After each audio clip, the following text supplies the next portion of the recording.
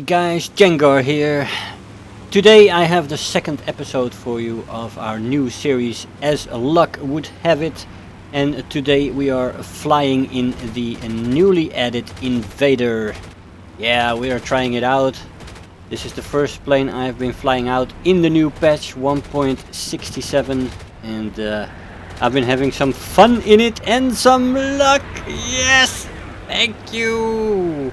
Trees versus Invader 01. Man, trees are no problem for this thing. I thought that would be my end, but yeah, apparently not. This plane can take a beating, I can tell you that. This is one of the more sturdy planes in the game, and it can take a shit ton of damage. It just soaks it up, and the plane keeps functioning for a long time, working as intended, I'd say.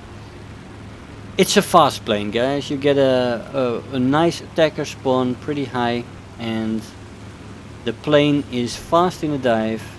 Top speed in a dive is around 680, and the cruising speed of this plane is very high as well. No trees, not again. Just trying to avoid it. And that is also the main strength of this plane, except for, of course, very good head-on capabilities. With 8 50 cals in the nose and 6 in the wings, this plane really packs a very heavy punch. Although maybe sometimes with the 50 cals, problem at a longer ranges is that the 50 cals do less damage there. And are a little bit hit and miss, so head-ons yes, lots of firepower yes, but you also get a lot of hits and it is not always conclusive. But still, all in all, it is a good plane for head-ons. It also takes a lot of damage, like I said, so it has 2 very strong engines. And the cruising speed is around 500 kilometers, which is amazing. You can outrun a lot of planes in the long run. Here I'm aiming too high. Unfortunately, that was my fault. That was not the 50 cal's fault. We're on that head-on. And we are extending away. Now, of course, the roll rate on such a big plane is in many occasions not cool. But if you're fast, then it is not too bad, I have to say. For such a big plane, right? The same goes for the climb rate. Climb rate is pretty good as well. For such a big plane. I mean, it's not spectacular, but you can reach quite a good altitude. That was, I don't know if that was a hit or miss. You can't really tell with this plane, but that tree was damn close to the right engine. I would say 2-0 for the Invader. And yeah, so we took quite a bit of damage in that head-on as well. So we are going to try to land here. You know, would be a good idea. So this new sound of the 50 cals, man, I don't know. They tweaked the sound a little bit. I makes it sound a little bit hollow, I feel. Oh, tree! Did we hit that? I don't know. It's 3-0 for the Invader against the trees. But the air is too heavy for the plane, and we can't deal with that. So we get one of our landing gears ripped off, and we're landing on 2. That is actually quite workable, and the wings are pretty strong, so they don't rip off here. Above 100 kilometers when we had the wingtip touch the ground there. No problemo though. Ground crew was quite optimistic about that damage and repaired it in no time. And we are back in the air for some more action. We've got 14 rockets, which I completely messed up in the first run. I thought I'd spare you that disaster. We're gonna try to use them so a little bit more effective this time. They're spread quite heavily, so make sure that if you aim from one of the wings and not from the center, because you will go right straight past a pillbox on either side if you aim exactly in the middle, and that doesn't work. But yeah, nice extensive load on this plane. You got 4 1000 kilo bombs and several other options in the bomb section, and you have these 14 rockets you can take as well, which is quite nice for a ground pounder. Let's see if we can do some damage here. No, it is not high enough. Yeah, there we go, and we get the pillbox and an artillery. Very nice. That was some better use of a few rockets.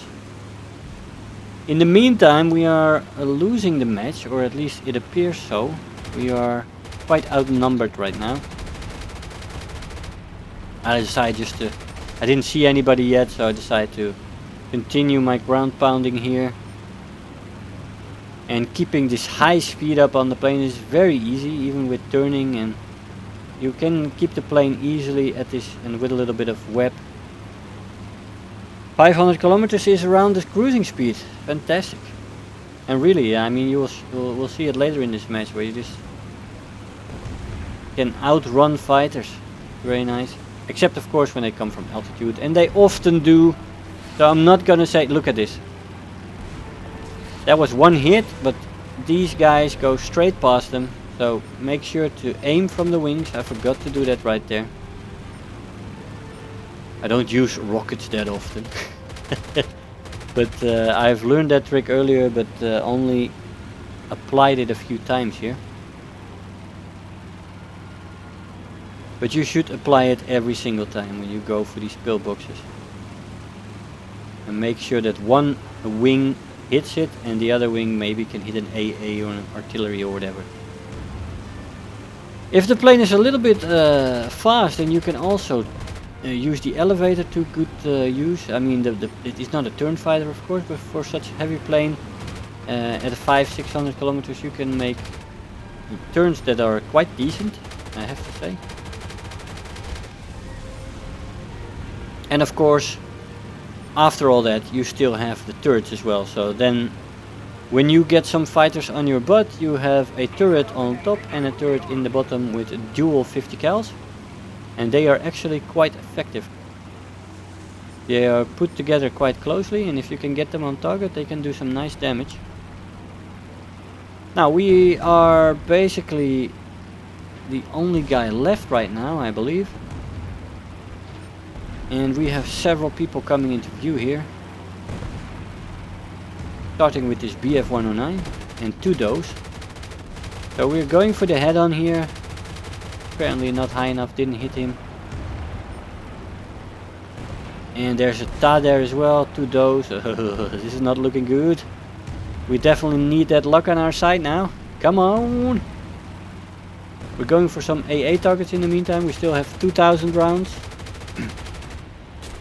With 14 guns, that is not too much.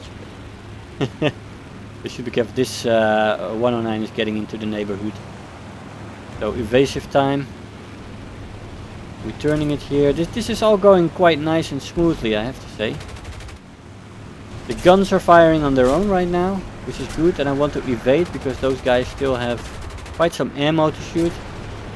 So I'm gonna evade for now. Making some general evasive moves here while the guns fire. Critical hit there on one of them, which is quite nice. As we get peppered, but as you see, most of the shots miss the target, and we do have some damage on the elevator and the wing, but we are still flying, and the plane still is responding very well. So we are extending from the dough very quickly. We probably critted him, and the BF-109K is slowly closing in, but very slowly. The dough is indeed... They seem to have lost engine power, which is good. 2 hits on the K. Come on. 2 more hits. He is smoking, and we seem to be extending from him. Come on. Yeah, we get the dough. That is nice. He tried to turn off, get back to his airfield, but he crashed somewhere as we were shooting on the K. Another hit. He's getting a lot of hits. In this match I still didn't have the second upgrade on the turret, which makes the spread less wide. So if you get the... so you still saw the spread a little bit wide there. But once you get that, the spread will be in a smaller cone and you will get more damage on target. Instead of just hit. Oh, and there's a TAC coming in. Coming in from up high. Come on, yeah, pilot snipe. Goodbye, sir. But his 30mm, I think his 30mm did damage us there. Took away our complete tail rudder.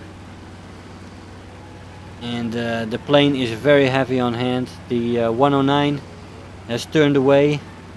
The other doe crashed. So it's now a one-on-one and I need to make sure I land on the airfield. I get some compliments from another Invader pilot who stayed with me for the rest of the match. He recognized me, maybe a subscriber. And he did a lot of damage on the ground targets as well. The Invader really is a very good ground pounder. It has all the traits. You can take immense amounts of damage, which is one of the most important things for a ground pounder. We could not quite make that landing work. So in the end our luck did run out, unfortunately. I'll see you in this conclusion. Let's see what we got, guys. We've got 21,000 silver lions and 1,500 research points. 16 ground targets, 2 air and 2 assists. I'll see you in the conclusion. Hey guys, so here we are after the match. Fantastic plane, I have to say. Nice in a dive, good top speed in a dive. It redlines at around 680, which is quite nice. It has a great cruising speed, around 500 kilometers an hour with a little bit of web here and there. You can keep it up. Energy retention is very good. Acceleration in the dive isn't too bad either. The plane, like I said, is very sturdy. It can soak up a lot of damage. Fantastic. Great firepower in the shape of 14 50 cal, 6 in the wings and 8 in the nose. The plane has a nice bomb load option selection as well. Let's see that.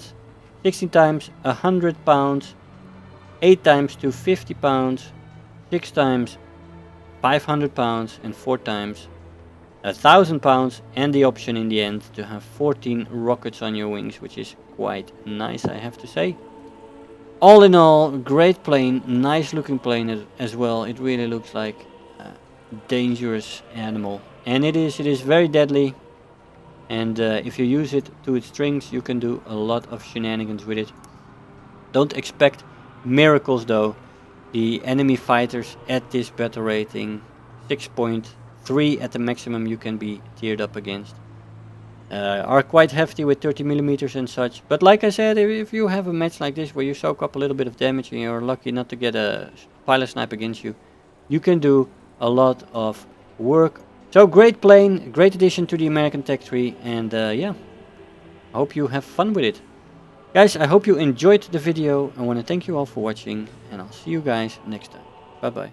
If you're new here, make sure to hit the subscribe button, become part of this community. If you are already a subscriber, don't forget to like the video, do leave me a comment, and if you really feel like helping out today, make sure to share the video with your friends and let them know about the channel.